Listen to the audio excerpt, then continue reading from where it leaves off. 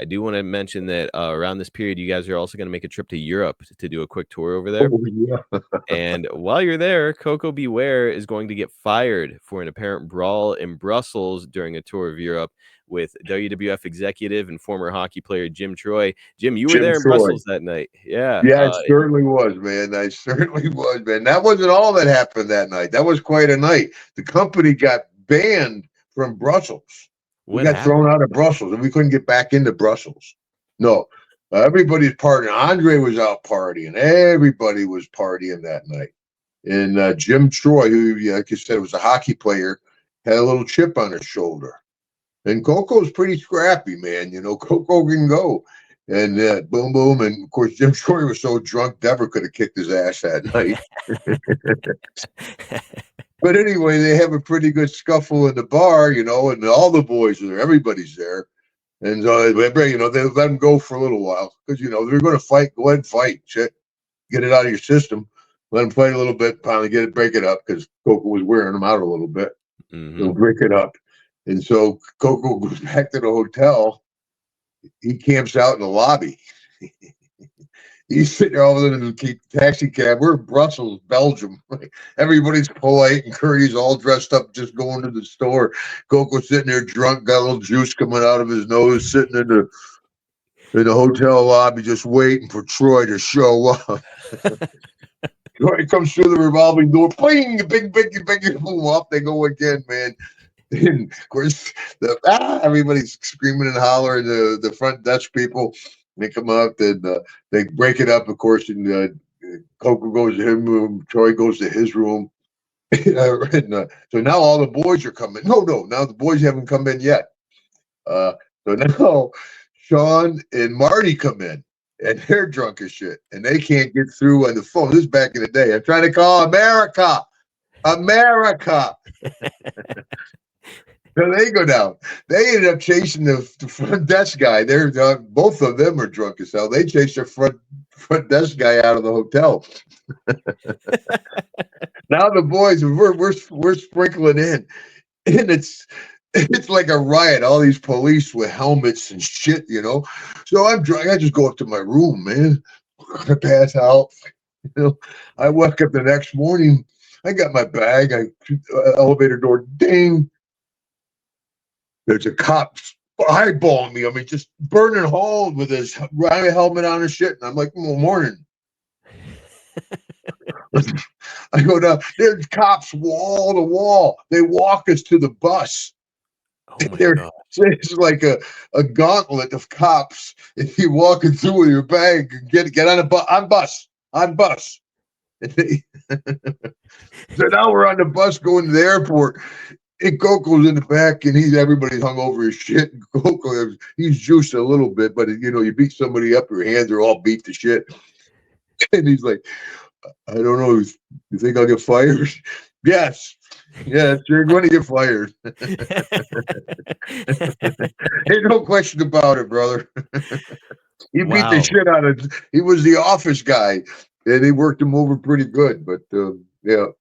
Do you know what Jim Troy said to incite this rage in Koko? Oh, no, it started in the bar. Yeah, so who knows? Everybody was having a good time, and I've had trouble with Koko before. I remember you got into a little brawl. Weren't you guys overseas too? No, we were on a bus. Back when we had the WWF Air Force, they had about 6 King Airs, little 2-engine prop planes, and you fly when we do like 6 shows in 3 days.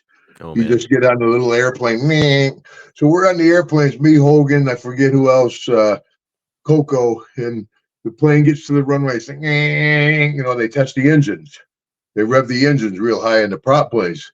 Hogan's like, I don't want to fly in this plane. Take me back to the whatever you call it, fixed base of operations, FBO. So we go back. I'm like, Koko, I just came back from getting canned with a Sheik. I'm like, Koko, don't get off the plane. Hogan is Hogan. He can get off the plane. We got to make the show. Don't get off the plane. Got off the fucking plane. No, it was a junkyard dog. It was dog with us. It was JYD. So now Koko gets back on the plane. He goes, I just talked to Vince. Vince told me Hogan can do what he wants, but the rest of you guys to get your ass on the plane and make the show. We never got off the fucking plane. I don't want no heat with Vince. Yeah. Don't tell me to get on the plane. I was on the fucking plane. You know, so now we're arguing. And we land wherever it was in the Northeast somewhere.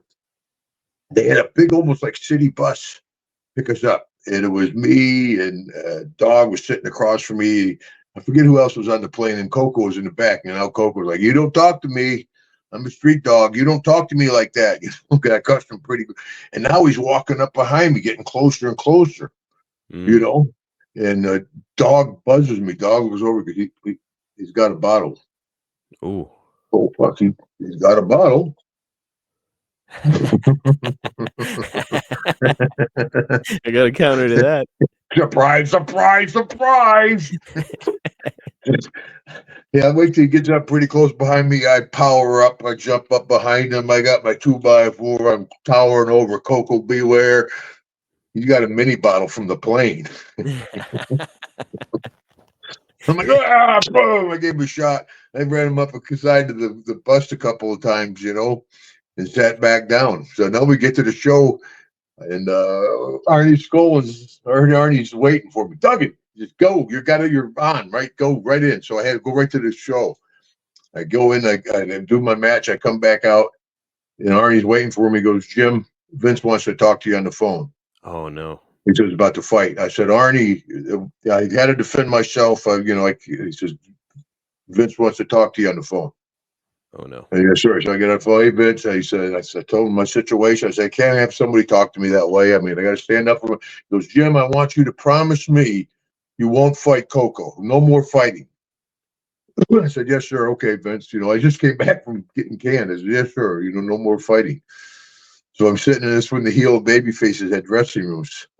So I'm sitting in there, and Koko came in. He goes, "You have you, and he'd walk out, come back in. He was drinking. This was back in the day. Have you. And King Harley races over there. He goes, "If he comes in here again, I'll kick his ass. I didn't promise Vince anything."